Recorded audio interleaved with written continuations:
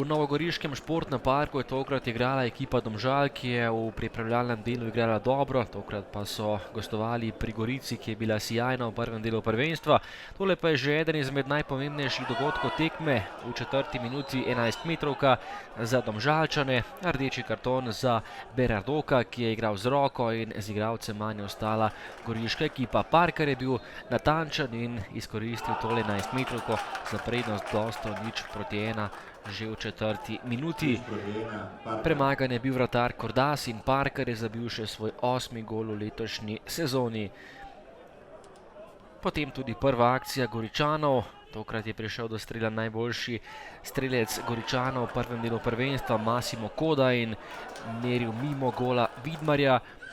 V 10. minuti pa so nogometaši Gorice kmalu izenačili, kljub temu, da so imeli igralca manj. To je bila lepa akcija, na koncu pa je bil pred vrati sam Lapadula in premagal Vidmarja za izenačenje na 1:1. Izjemno živahen začetek tekme v Novi Gorici, potem kot za domače, tokrat je z glavo meril Vetrih in zgrešil domžalska vrata. Do konca prvega dela pa še nekaj obetavnih akcij na eni in drugi strani. Najprej je prišel do priložnosti Parker, ki je streljal visoko čez gol, potem pa še enkrat priložnost za Domžale. Takole je Parker stresel prečko, žoga se je odbila nazaj v polje, tole pa je že nova akcija Goričanov. Poskušal je Coda, ki je prejel podajo Lapadule, a na koncu meril mimo gola. Še zadnja akcija prvega polčasa, poskušal je Dobrovoljc po tem le samostojnem prodoru in strelil daleč na pravem mestu Kordas in polčas se je končal neodločeno 1:1.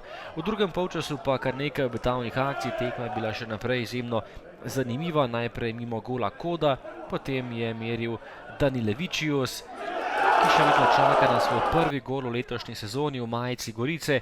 Tudi tokrat ga ni dočakal, tole pa je že naslednja akcija Domžal.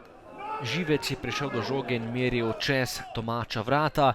Goričani so imeli še eno lepo priložnost, Lapadula je bil sam pred vratarjem, nekoliko z desne, a tokrat ni premagal Vidmarja in velika priložnost za Goričane je splavala po vodi.